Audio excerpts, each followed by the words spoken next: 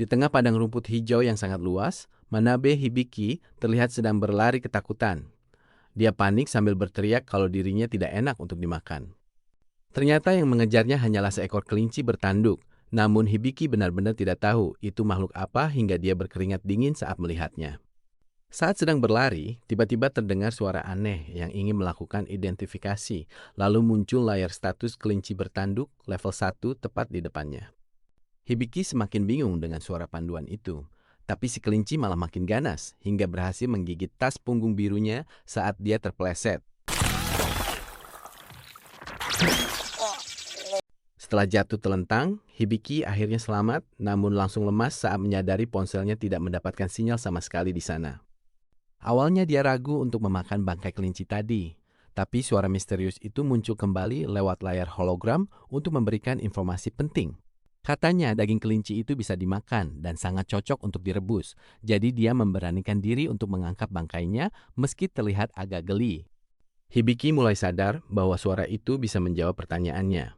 Dia pun mencoba bertanya soal tasnya yang ternyata terbuat dari bahan yang tidak dikenal di dunia tersebut.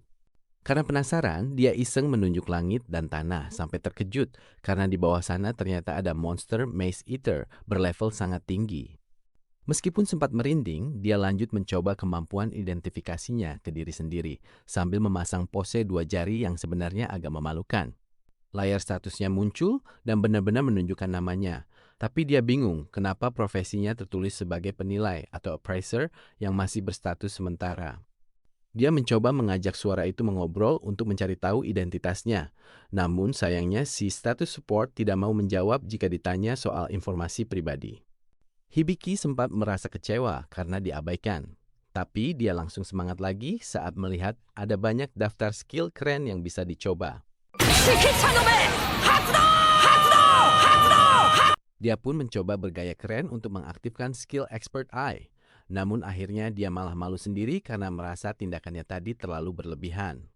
Akhirnya dia meminta agar tutorialnya dimulai sekarang. Tapi ternyata panduannya sudah berjalan dari tadi, yang membuat Hibiki jadi semakin bingung sendiri. Kemudian Hibiki mencoba mengaktifkan skill world map miliknya. Meski merasa jangkauannya terlalu luas, dia tetap lanjut mencobanya.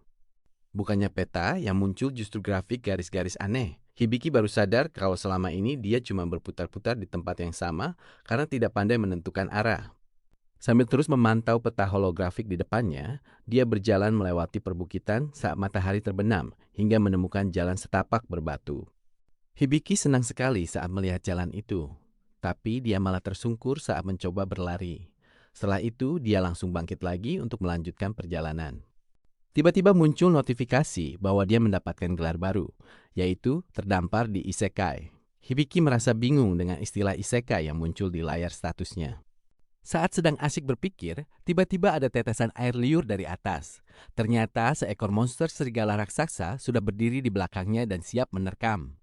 Hibiki langsung panik ketakutan, tapi untungnya muncul kilatan cahaya hijau yang langsung membereskan monster itu hingga menghilang menjadi butiran cahaya. Sosok penyelamatnya ternyata adalah Emilia yang berdiri di atas batu besar. Dia langsung melompat turun untuk menemui Hibiki dan mengaktifkan skill penerjemah. Emilia mulai menjelaskan cara kerja skillnya. Hibiki pun membungkukkan badan untuk berterima kasih karena sudah ditolong dari situasi berbahaya. Nama perempuan itu adalah Emilia. Hibiki mulai memperkenalkan diri sambil tetap merasa kagum pada sosok cantik yang ada di depannya ini. Hibiki sempat bingung melihat telinga Emilia yang panjang. Namun saat ditanya bagaimana dia bisa sampai ke sana, Hibiki malah berteriak kaget karena baru sadar kalau dia adalah seorang elf. Hibiki malah mengira itu cuma kostum cosplay dan memuji penampilannya keren sekali. Emilia tentu saja bingung mendengar istilah yang tidak dia kenal. Emilia bertanya kenapa Hibiki bisa masuk ke wilayah Maze Eater yang berbahaya. Hibiki makin bingung karena merasa tiba-tiba saja sudah berada di padang rumput tersebut. Hibiki diam-diam menggunakan skill Kante untuk melihat status Emilia. Ternyata nama lengkapnya adalah Emilia Steinbart dengan gelar penembak jitu hutan roh. Hibiki syok berat saat tahu umur Emilia ternyata sudah 56 tahun, padahal penampilannya masih terlihat sangat muda.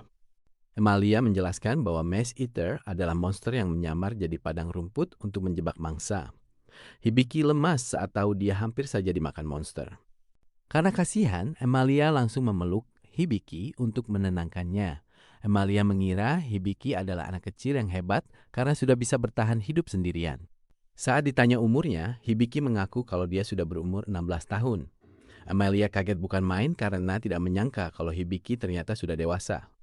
Sambil menyiapkan api unggun untuk makan malam, Emalia meminta maaf karena sudah salah mengira umur. Hibiki sendiri tidak masalah dan memaklumi situasinya. Hibiki baru tahu kalau di dunia ini umur 15 tahun sudah dianggap dewasa. Setelah itu, mereka mulai menyantap sup kelinci bersama dengan lahap.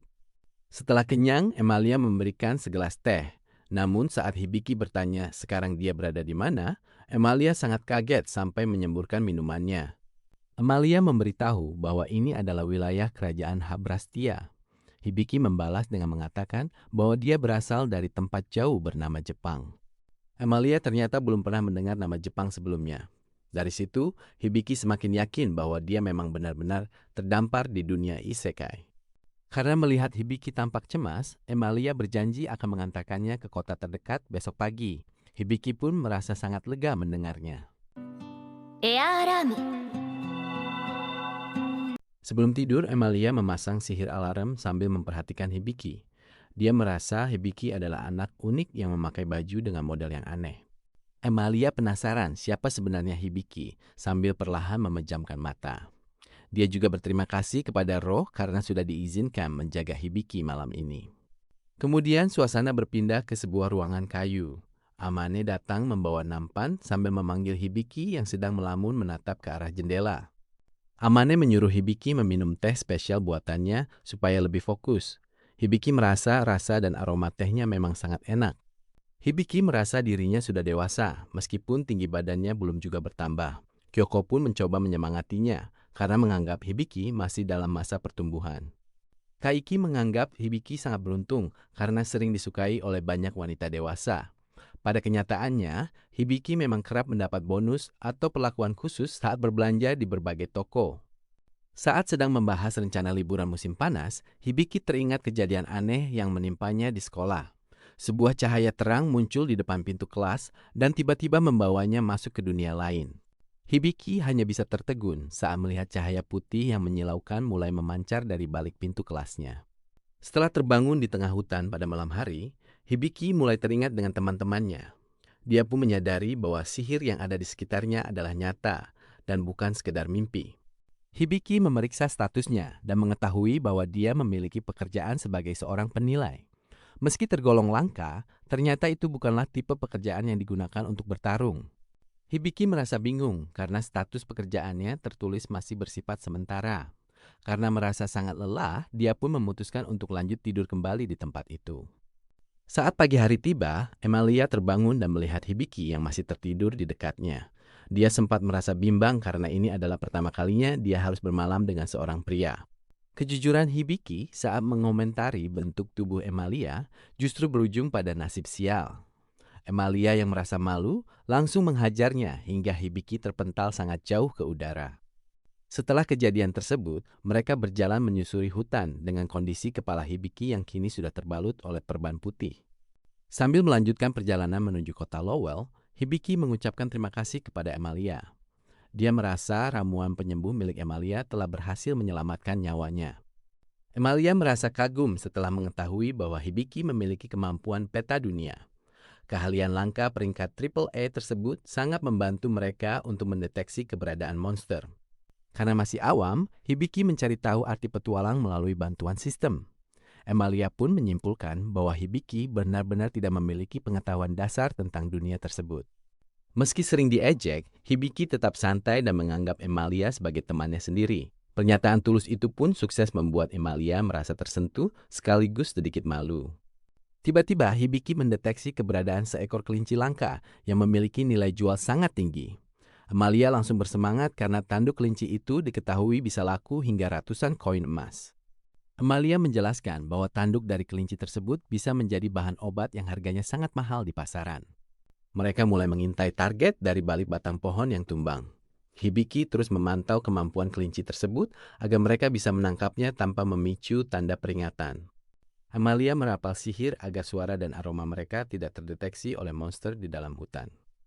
Dia memuji kemampuan peta dunia Hibiki dan yakin kalau Hibiki akan jadi rebutan banyak kelompok petualang nantinya. Karena Hibiki tidak bisa bertarung, Emalia menyarankan agar dia fokus menjadi pendukung di garis belakang saja. Diam-diam Emalia ingin Hibiki bergabung dengannya, tapi dia terlalu gengsi untuk mengakui kalau sebenarnya dia merasa kesepian. Dia makin semangat berburu tanduk Crystal Horn Rabbit demi menarik perhatian Hibiki, sampai membuat Hibiki mengira temannya ini mata duitan. Target mereka akhirnya muncul, seekor Crystal Horn Rabbit yang tampak tenang tapi punya insting menghindar yang tajam. Emalia mulai menarik busur dan melepaskan anak panah sihir angin yang melesat sangat cepat ke arah targetnya. Sayangnya, Crystal Horn Rabbit itu sangat lincah dan berhasil menghindar sehingga serangan Emalia hanya mengenai tanah kosong. 以上の攻撃は今の私には無理だもの。逃げ足。 Mereka mulai berdiskusi menyusun taktik baru karena Crystal Horn Rabbit itu sulit diserang selama skill kecepatannya aktif. Hibiki menyadari kalau Crystal Horn Rabbit tersebut tidak akan bisa menggunakan kemampuan menghindarnya saat sedang menyerang. Dia pun menawarkan diri menjadi umpan, karena menurut hasil analisisnya, Crystal Horn Rabbit ini punya tingkat kecerdasan yang rendah. Rencana dimulai dengan memunculkan tembok batu tinggi untuk mengurung Crystal Horn Rabbit di area yang sempit. Begitu Crystal Horn Rabbit itu menerjang ke arah Hibiki, Emalia yang sudah bersiap langsung melepaskan panah sihir tepat sasaran. Kerjasama mereka sukses besar. Crystal Horn Rabbit akhirnya kalah karena terpancing umpan dan meremehkan Hibiki yang terlihat lemah. Hibiki sangat kaget karena levelnya langsung naik drastis sampai deretan notifikasi memenuhi pandangannya. Emalia menjelaskan kalau Hibiki berhak mendapatkan pengalaman itu karena dialah yang menyusun strategi dan berani menjadi umpan. Saking senangnya karena berhasil, Emalia merayakannya dengan semangat sampai kancing baju di bagian dadanya terlepas tidak sengaja. よく頑張りました。だけどこれはまだチュートリアル。 Ternyata kejadian itu dipantau oleh pria misterius yang menyebut bahwa petualangan Hibiki ini barulah tahap tutorial. Adegan berpindah ke gedung pendaftaran, di mana seorang gadis bertelinga kucing sedang membantu proses administrasi kartu petualang. Ivel pun resmi terdaftar sebagai petualang dan sudah punya tujuan sendiri untuk segera memulai pencarian pertamanya di kota. Hibiki dan Emalia akhirnya sampai di kota Rowell. Karena pakaian Hibiki terlalu mencolok, Emalia meminjamkan bajunya yang tampak agak kebesaran untuk dipakai. Emalia menyarankan Hibiki menjual tanduk monster untuk membeli perlengkapan baru. Katanya harganya bisa mencapai 200 koin emas, jumlah yang tergolong sangat banyak. Saat mengecek melalui sistem, Hibiki baru menyadari kalau satu koin emas setara dengan 10.000 yen. Pantas saja Emalia langsung bersemangat jika sudah urusan uang. Emalia memperingatkan Hibiki agar menjaga bicaranya supaya tidak dimanfaatkan orang jahat. Namun, Hibiki malah curiga kalau Emalia sebenarnya tidak punya teman di sana. Begitu masuk ke gedung guild, Hibiki malah diejek oleh beberapa petualang.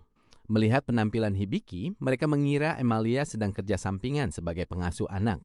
Untungnya, ada kelompok Silver Banner yang menyapa dengan ramah.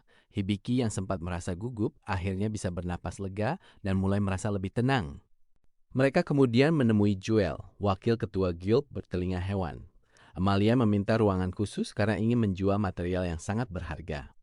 Di dalam ruangan, mereka disambut oleh Bals, sang ketua guild.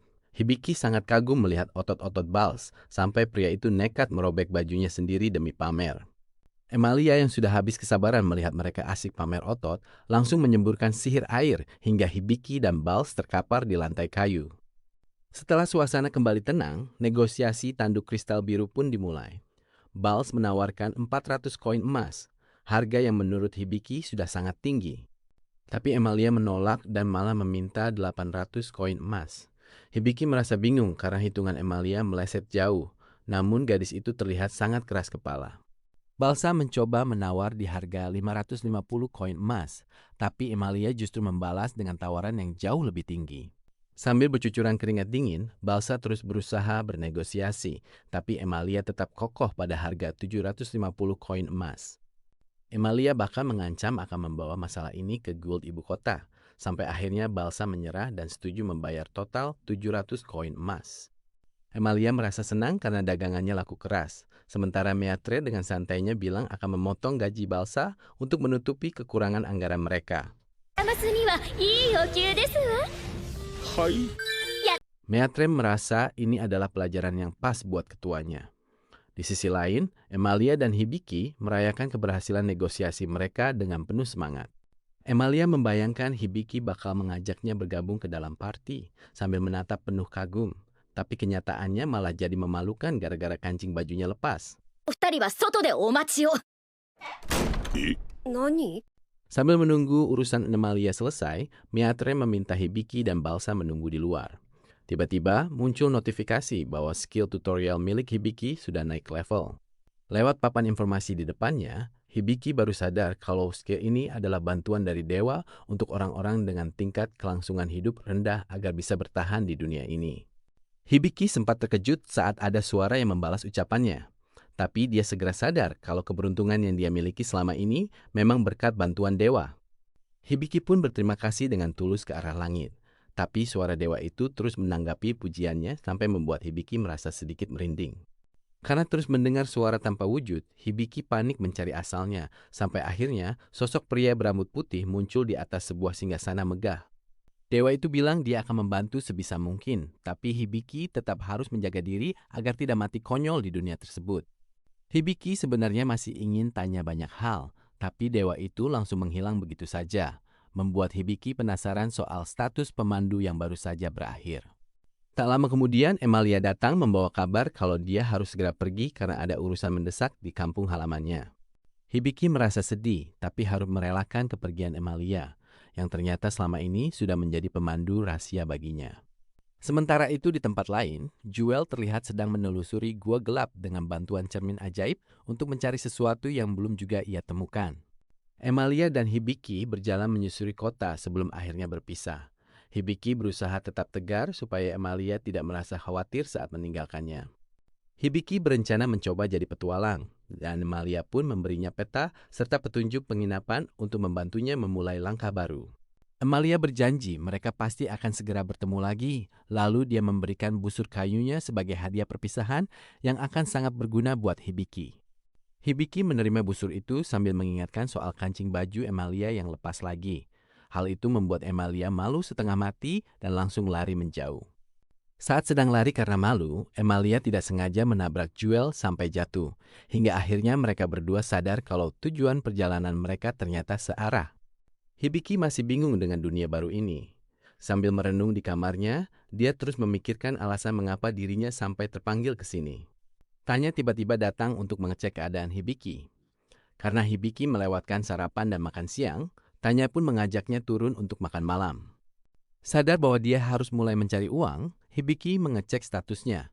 Di sana, dia melihat ada skill baru bernama Medical Book dan Contract yang bisa ia pelajari. Merasa skill itu akan berguna, dia nekat mempelajari seluruh isi buku medis tersebut sekaligus. Namun, proses transfer ilmunya ternyata terasa sangat menyakitkan bagi kepalanya. Di tempat lain, Emalia dan Ivel sedang asyik mengobrol sambil jalan sore. Di tengah jalan, mereka bertemu dengan Stelia, kepala pelayan yang sangat dirindukan oleh Emalia. Emalia memperkenalkan Ivel sebagai anggota partinya, tetapi Stelia dan Ivel justru saling menatap dengan ekspresi yang terlihat canggung. Beberapa hari kemudian, Hibiki akhirnya selesai mempelajari buku medis tersebut. Dia langsung pergi ke toko senjata untuk membeli perlengkapan pelindung yang baru. Saat sedang jalan-jalan, dia juga meminta izin untuk memanggil sistem pendukungnya dengan nama Sapo-chan, agar terdengar lebih akrab dan tidak terlalu panjang. Sapo-chan yori hokoku. Teian wo judaku. Tiba-tiba pintu guild terbuka lebar. Sekelompok petualang datang sambil menggotong teman mereka yang bersimbah darah dan dalam kondisi kritis. Hibiki ingat bahwa mereka adalah petualang yang pernah ia temui dulu. Suasana makin panik karena guild master yang bisa menyembuhkan sedang tidak ada di tempat. Melihat darah yang terus mengalir, Hibiki berniat membantu dengan skill medisnya. Namun orang-orang di sana sempat ragu karena dia hanya seorang appraiser kelas bawah. Untungnya salah satu petualang memberikan izin. Hibiki langsung memeriksa kondisi korban dan menemukan adanya racun Derith yang menghambat proses pembekuan darah. Nyawa korban hanya tersisa 5 menit, sementara Hibiki butuh 650 megapiksel untuk menyembuhkannya. Padahal MP yang dia miliki saat ini hanya tersisa 56. Saat sedang bingung karena tidak ada orang lain yang bisa membantu, Sapo-chan menyarankan penggunaan skill contract agar bisa memindahkan MP dari orang lain. Karena waktu semakin mendesak, Hibiki akhirnya berteriak meminta para petualang di sekitarnya melakukan kontrak pemindahan MP demi menyelamatkan nyawa teman mereka. Hibiki segera meminta bantuan semua orang di sana untuk melakukan kontrak transfer MP kepadanya saat itu juga. Meski yang lain sempat bingung, Hibiki meyakinkan mereka bahwa ia bisa menyembuhkan Jade jika MP-nya cukup, apalagi waktunya sudah sangat mendesak. Para petualang akhirnya setuju dan tubuh mereka mulai bercahaya kuning. Namun ternyata jumlah MP yang terkumpul masih kurang 174 poin. Melihat kondisi itu, Jewel menawarkan diri untuk masuk ke dalam kontrak agar Hibiki punya cukup MP untuk melakukan penyembuhan. Hibiki segera memasukkan Jewel ke dalam kontrak, dan seketika muncul ledakan energi oranye di sekitar tubuh Hibiki. Begitu semua MP terkumpul, Hibiki langsung melepaskan jurus Hyper Cure, hingga seluruh tubuh Jade diselimuti aura hijau untuk menetralkan racun. Tak berhenti di situ, Hibiki lanjut mengeluarkan teknik Perfect Heal yang menciptakan cahaya biru terang hingga menyilaukan seisi ruangan. Hasilnya, semua luka dan armor Jade kembali pulih seperti semula hingga proses penyembuhannya benar-benar tuntas. Wanita di samping Jade merasa lega karena Jade selamat, sementara Hibiki hanya bisa menghela napas sambil tersenyum tipis meski terlihat kelelahan. Kemudian muncul potongan ingatan saat seorang wanita bercelemek memarahi Hibiki karena ia sering bertindak ceroboh tanpa pikir panjang. Wanita itu mengingatkan bahwa bantuan tidak akan selalu datang, namun ia sendiri terus mengomel sambil makan kue sus hingga pipinya penuh. Kembali ke masa sekarang, Hibiki yang sedang tidur di sofa sambil mengigau soal makanan, tiba-tiba terbangun karena terkejut. Ternyata Hibiki baru saja naik level pekerjaan dan kemampuan kontrak, sampai ia sendiri kaget melihat notifikasi sistem di depannya. Tak lama kemudian, Jewel masuk untuk mengecek kondisi Hibiki, dan Hibiki pun langsung meminta maaf karena merasa telah merepotkan. Ternyata Jade adalah adik tiri Jewel. Itulah sebabnya Jewel sangat berterima kasih karena Hibiki sudah berjuang menyelamatkan nyawa adiknya. Hibiki dengan rendah hati menjawab bahwa ini berkat bantuan semua orang, tapi Jewel tetap merasa sangat berutang budi padanya. Jewel lalu memberitahu bahwa ia sudah menyuruh semua orang untuk tutup mulut karena teknik penyembuhan tingkat tinggi milik Hibiki sangatlah langka. Hal ini dilakukan untuk melindungi Hibiki dari orang jahat, sehingga Jewel menyarankannya untuk segera bergabung ke dalam parti petualang resmi. Hibiki sempat ragu karena tidak tahu berapa lama akan tinggal di kota tersebut, tapi ia sadar bahwa ia memang butuh perlindungan. Karena Hibiki bukan seorang petarung, Jewel menyarankan opsi lain yang lebih praktis, yaitu dengan menyewa pengawal pribadi demi keamanannya. Hibiki datang ke Debbie Company untuk mencari pengawal. Begitu masuk, dia langsung disambut oleh ajaran Tan Debbie. Namanya ajaran Tan Debbie. Bukannya mengobrol formal, Debbie malah sibuk mengendus Hibiki dan bilang kalau Hibiki punya aroma keberuntungan uang yang sangat kuat. Debbie pun memamerkan jajaran pengawal berotot. Tapi karena MP mereka tidak ada yang cocok untuk sihir penyembuh, Hibiki terpaksa menolak semuanya. Hibiki mencari pengawal yang bisa menggunakan sihir penyembuh tingkat tinggi seperti Perfect Heal. Akhirnya dia memutuskan untuk berkeliling sendiri mencari kandidat yang pas di sana. Sambil jalan, Hibiki penasaran kenapa Debbie suka mengendus-kendus. Begitu dicek pakai appraisal, ternyata Debbie punya skill khusus untuk mencium aroma keberuntungan finansial. Debbie bilang ada pengawal bermasalah yang tidak bisa pulang ke kampung halaman. Karena merasa senasib, Hibiki pun tertarik untuk melihat mereka. Mereka pun sampai di depan sebuah sel. Di sana terlihat Claude yang tampak galak sedang menjaga Lillian. Hibiki langsung menggunakan kemampuan appraisalnya. Tapi anehnya, ada beberapa status mereka yang tersembunyi dan tidak bisa dibaca begitu saja. Dia lalu menggunakan fitur kamus untuk mencari tahu soal skill Expert Eye miliknya. Ternyata itu adalah skill Kantegan level SSS, pemberian dewa yang bisa melihat kebenaran dari segalanya. Hibiki sangat terkejut sampai berteriak ke langit karena diberi skill sekuat itu. Dia merasa pemberian dewa yang satu ini benar-benar berlebihan. Saat dicek ulang, ternyata Claude aslinya adalah seorang hero. Namun, sekarang kekuatannya sedang terbelenggu oleh kutukan yang tidak terlihat. Tidak hanya Claude, Lillian ternyata memiliki kelas Sage. Dia punya energi sihir yang meluap-luap yang disebut aliran wilayah dewa. Banyak sekali informasi yang didapat Hibiki. Ternyata sihir Lillian tidak bisa dikendalikan oleh manusia biasa dan justru bisa menghancurkan dirinya sendiri. Hibiki menyadari bahwa kemampuan miliknya adalah bentuk ujian dari dewa. Mendengar hal itu, sang dewa hanya tertawa di atas singgasananya sambil membenarkan perkataan Hibiki. Walaupun sempat ragu mengajak Cloud dan Lilian Rouge bergabung, Hibiki akhirnya memantapkan diri untuk menjadikan mereka rekan setelah mendapat izin dari dewa. Sapo-chan menyarankan penggunaan skill Relief Measure untuk membantu Cloud. Hibiki pun menyadari bahwa kemampuan ini memang ditujukan untuk menolong pria tersebut. に思えるな。俺、この二人がいいです。 Begitu kesepakatan tercapai, si penjual tampak sangat kegirangan. Ia bahkan sampai gemetaran karena merasa mendapat keuntungan besar dari hasil transaksi tersebut. Setelah berada di luar, Hibiki menjelaskan niatnya untuk menyembuhkan Cloud. Mendengar penjelasan tersebut, Cloud dan Lilian Rouge pun tampak sangat terkejut. Hibiki meminta bantuan Lilian Rouge karena membutuhkan kekuatannya. Lilian yang ingin membalas budi atas perlindungan Cloud selama ini pun segera setuju untuk membantu. Agar proses penyembuhan berjalan lancar, Hibiki membuat kontrak penggunaan MP dengan Lilian Rouge. Ia pun segera menggunakan kemampuan Perfect Heal miliknya pada Cloud.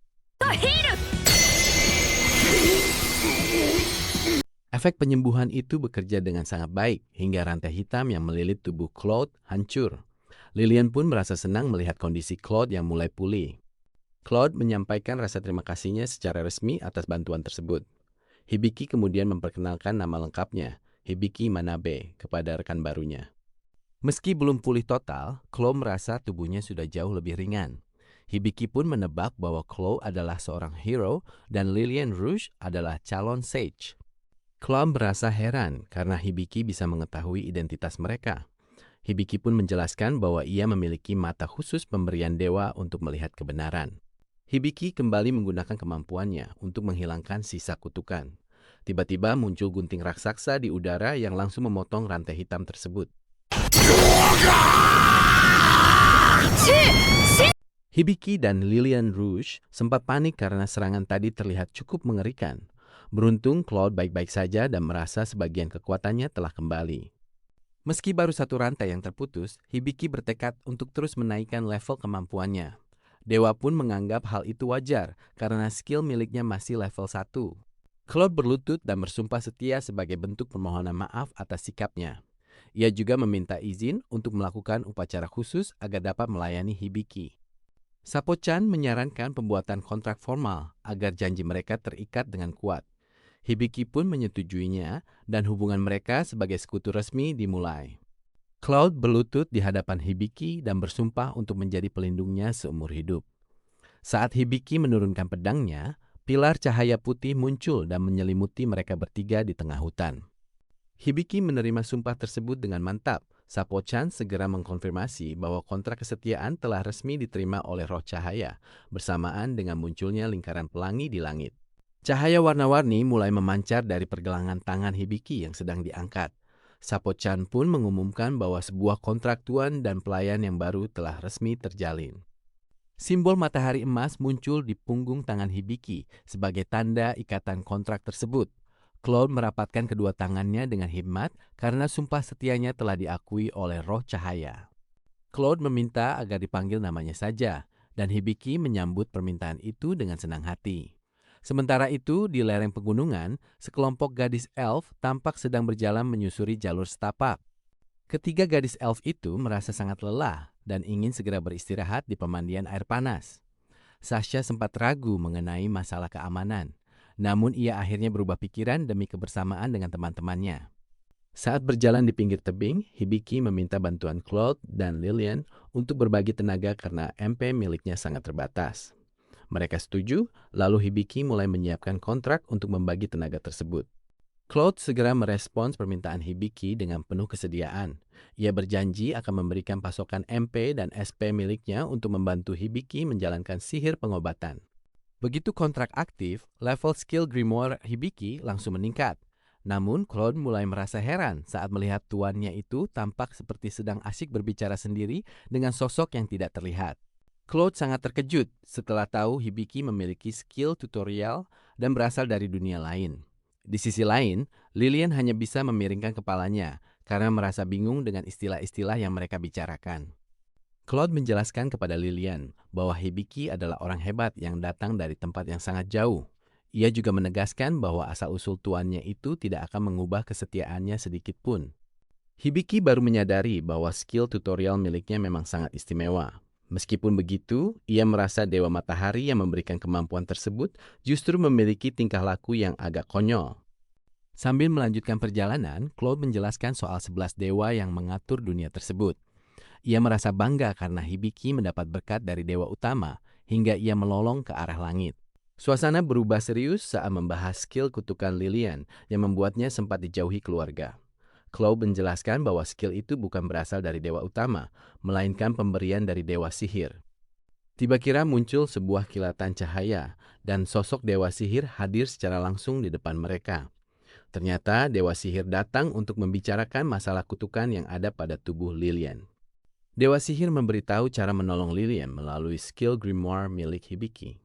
Begitu Hibiki setuju, muncul cahaya ungu yang menghubungkannya dengan Lilian untuk memulai proses tersebut.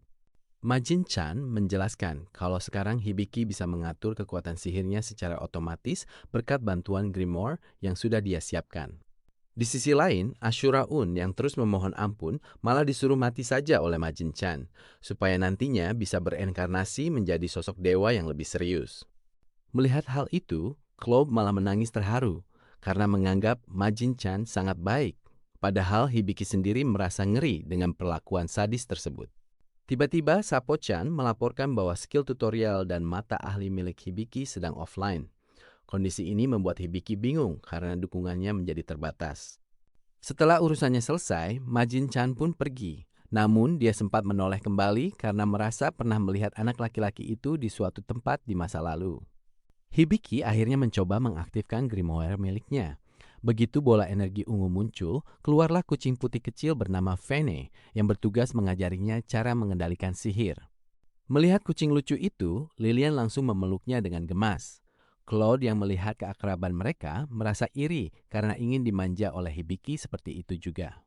Fene menjelaskan kalau dirinya adalah hewan suci ciptaan Majin Chan yang berfungsi sebagai grimoire.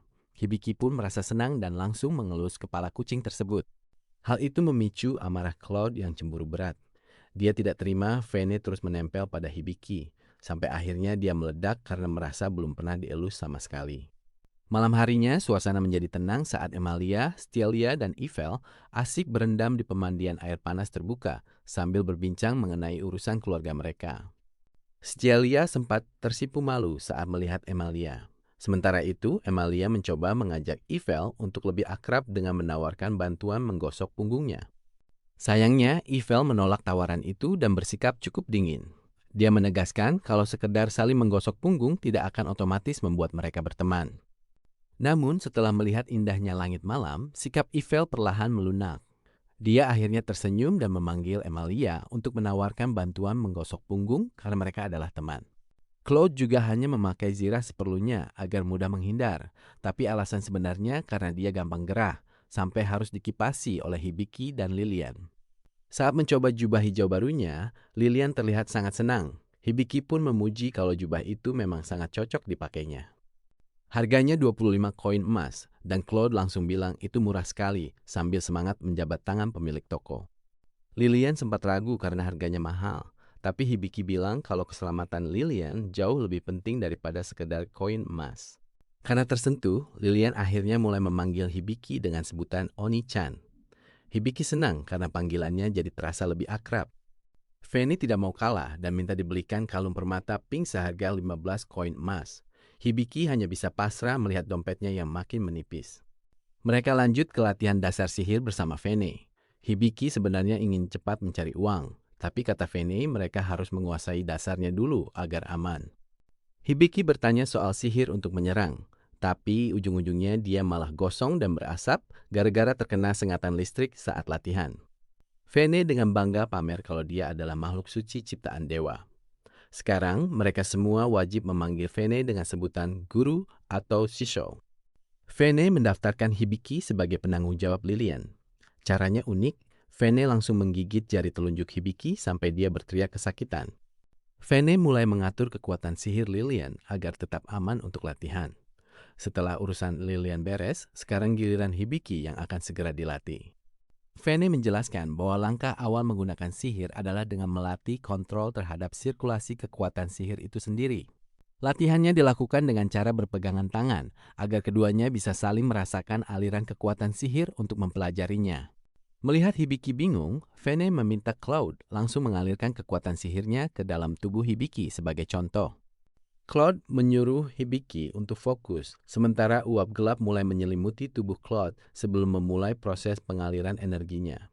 Fene memperingatkan Cloud agar mengalirkan sedikit saja, karena Hibiki belum punya ketahanan sihir. Dan Hibiki pun mulai memejamkan mata.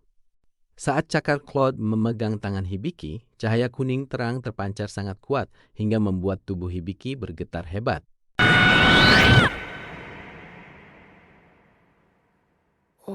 Hibiki tiba-tiba terbangun di sebuah ruang gelap yang sunyi dan merasa bingung mencari teman-temannya yang tadi bersamanya. Saat melangkah di permukaan air yang bercahaya, pemandangan mendadak berubah menjadi tepi danau yang indah di bawah sinar bulan purnama. Di sana dia melihat Anastasia sedang duduk sendirian sambil menatap ke arah danau dengan tenang. Anastasia tiba-tiba memanggilnya dengan nama Cloud, dan Hibiki terkejut saat melihat tangannya sendiri telah berubah menjadi cakar serigala. Meski bingung karena mendadak menjadi Cloud, Hibiki berusaha tetap tenang saat Anastasia bertanya kenapa dia terlihat sangat kaget. Hibiki pun mulai masuk lebih dalam ke ingatan Cloud dan menyadari kedekatan Cloud dengan Anastasia yang sudah terjalin sangat lama. Mereka berdua duduk berdampingan sambil menikmati bulan purnama, menciptakan suasana yang tenang dan damai di pinggir danau tersebut. Ingatan itu berlanjut memperlihatkan masa kecil Cloud bersama Anastasia yang selalu mengajarinya banyak hal baru sambil bermain di padang rumput. Hibiki bisa merasakan kuatnya ikatan mereka melalui potongan memori saat mereka berjuang, menangis, hingga tertawa bersama selama bertahun-tahun. Namun suasana berubah drastis menjadi merah kelam saat Cloud berlari di tengah kekacauan untuk menjangkau Anastasia yang sudah terluka parah. Anastasia tersenyum untuk terakhir kalinya sebelum pergi, meninggalkan Cloud yang hanya bisa berteriak penuh kesedihan di tengah keputusasaan. Hibiki akhirnya terbangun sambil terengah-engah. Sementara Cloud dan Lilian menatapnya dengan raut wajah yang sangat khawatir. Masih merasa linglung, Hibiki hampir saja menyebut dirinya sebagai Cloud karena pengaruh interferensi kesadaran yang baru saja dia alami. Cloud segera menyadarkannya bahwa dia adalah Hibiki. Sementara Fene menjelaskan kalau kesadaran Hibiki tadi memang terseret masuk ke memori Cloud. Cloud langsung membungkuk minta maaf karena telah mengalirkan terlalu banyak energi sihir yang menyebabkan kejadian aneh tersebut. Fene pun memarahi Cloud habis-habisan karena kecerobohannya, sementara Cloud hanya bisa terdiam pasrah seperti anjing yang sedang dihukum. Sambil bercanda, Fene bertanya apakah Hibiki melihat ingatan memalukan seperti Cloud yang masih mengompol saat kecil, membuat Cloud tersudut. Hibiki mengaku tidak ingat jelas, tapi merasa telah melihat sesuatu yang indah. Lalu dia berjalan pergi sambil merenungkan memori tadi. Sambil mengingat nama yang dipanggil dalam memori itu, Hibiki kini mulai beralih fokus untuk mempelajari sihir rumah tangga melalui latihan. Hibiki memeriksa statusnya dan mengetahui bahwa sihir ini membutuhkan bantuan dari para roh melalui kegiatan sehari-hari yang dilakukan sungguh-sungguh. Dia harus mengeluarkan energi sihir sambil mengerjakan tugas rumah agar roh api dan air bisa mengumpulkan energi tersebut untuk dipelajari Hibiki. Setelah para roh merasa puas, barulah Hibiki bisa mendapatkan sihir tersebut. Dia pun terus mengepel lantai meski masih merasa ragu. Hibiki memutuskan untuk terus berjuang giat sebelum akhirnya Lilian, Fene, dan Cloud datang ke kamarnya untuk mengajak makan malam. Kejadian lucu terjadi saat air tumpah dan melayang. Lalu Hibiki malah memuji Cloud yang ceroboh itu terlihat sangat menggemaskan. Wajah Cloud langsung memerah karena malu, sementara Hibiki kembali fokus pada latihannya agar bisa segera menguasai sihir tersebut. Saking semangatnya, Hibiki sampai membersihkan seluruh lorong dengan telaten. Meski Lilian bilang kalau dia masih belum berhasil juga. Pelayan berambut pirang mengecek hasil kerja Hibiki. Ternyata jendelanya sangat bersih dan mengkilap sampai membuatnya terkesan. Saking senangnya, si pelayan memberikan hidangan tambahan sebagai hadiah. Hibiki pun kegirangan sampai berubah ke bentuk chibi. Mereka diingatkan untuk segera makan sebelum makanannya dingin. Semuanya pun menyambut ajakan makan siang itu dengan semangat. Sayangnya, Cloud tidak sengaja menyenggol ember hingga airnya tumpah. Dia pun panik dengan ekspresi yang terlihat kocak. Di luar, Lilian sedang melatih sihir bola energinya di lapangan hijau sambil diperhatikan oleh Hibiki. Claude mengajak Hibiki ikut latihan praktik. Bukannya memakai pedang, Hibiki justru diminta belajar menggunakan busur panah yang cukup besar. Ternyata menarik tali busur tidak semudah kelihatannya. Tangan Hibiki sampai gemetar dan berkeringat karena busur kayu itu terasa sangat berat. Saat dilepaskan, anak panahnya justru jatuh ke tanah. Padahal Claude sudah berteriak menyuruh Hibiki meluruskan punggung dan membidik dengan benar. Hibiki akhirnya terkapar di rumput dan minta istirahat karena telapak tangannya lecet. Baginya, memanah ternyata jauh lebih sulit dari bayangannya. Bukannya mengizinkan istirahat, Claude malah menyuruh Hibiki menyembuhkan diri dengan buku medis agar bisa langsung lanjut latihan lagi. Sambil terus memanah dengan lesu, Hibiki hanya bisa meratapi nasibnya dan berharap Emilia ada di sana untuk menolongnya. Sementara itu, Emilia sedang jalan-jalan di hutan bersama teman-temannya. Ia membayangkan reaksi kaget Hibiki jika melihat mereka sedang bersama. Di tengah jalan, Emilia memperingatkan tentang benteng reruntuhan yang konon berhantu. Namun temannya yang berambut ungu malah merasa itu terdengar seru. Mereka tetap memutuskan untuk mengecek lokasi itu karena mungkin ada harta karun, meski mereka sempat bingung soal masalah uang saku. Perjalanan berlanjut semakin dalam menembus hutan lebat. Suasana mulai berubah gelap saat sebuah kastil tua terlihat di kejauhan. Kembali ke rombongan Hibiki, mereka sedang sibuk menyiapkan masakan di depan gubuk kecil. Hibiki terlihat sedang mengaduk sup sayuran hangat. Lilian ikut membantu Hibiki menambahkan garam dan lada ke dalam sup. Setelah itu, mereka berdua mencicipi hasilnya bersama-sama. Wajah Lilian langsung berubah ceria karena rasa supnya enak. Sate daging kelinci yang mereka panggang pun sudah matang sempurna. Berbagai hidangan lezat akhirnya tersaji di atas kain. Mereka bertiga pun mulai menikmati makan siang di tengah lapangan rumput yang luas itu. Claude makan dengan sangat lahap sampai minta nambah terus. Namun, Hibiki tiba-tiba berhenti saat melihat sesuatu yang agak janggal di piringnya. Ternyata jamur yang mereka makan masih kotor dan potongan apelnya berantakan. Claude akhirnya mengaku kalau dia memang payah dalam urusan dapur.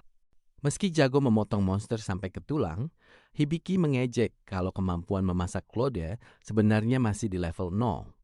Claude berasa malu dan mencoba membela diri. Ia beralasan kalau kekacauan ini terjadi karena kutukan yang menghambat kemampuan aslinya.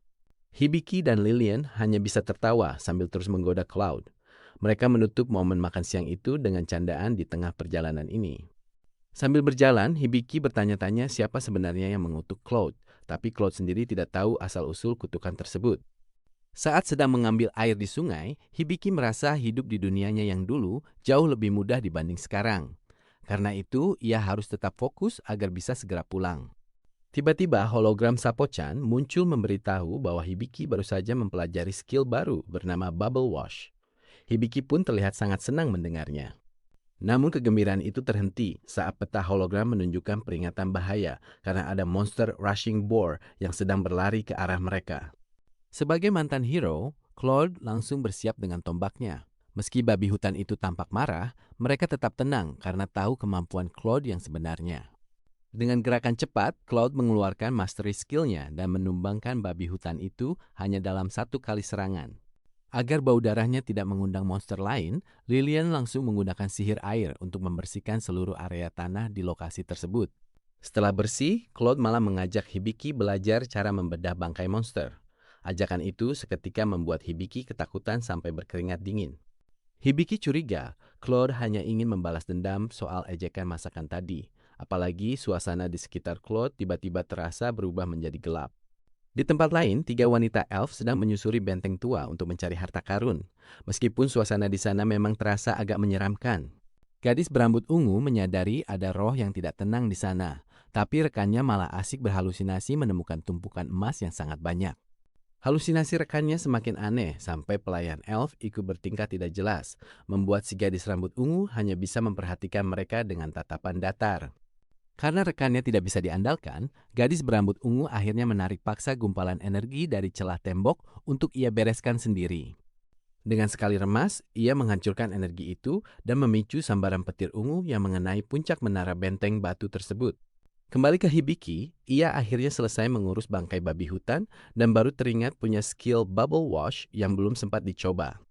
Lilian menyemangati kakaknya untuk mencoba skill itu. Meski Cloud dan si rubah putih terlihat agak was-was, Hibiki tetap ingin langsung mempraktikkannya. Tanpa menunggu lama, Hibiki menempelkan tangannya ke zirah Cloud dan merapal bubble wash sampai Cloud terkurung di dalam bola air. Gelembung sabunnya mulai bekerja membersihkan kotoran di tubuh Cloud.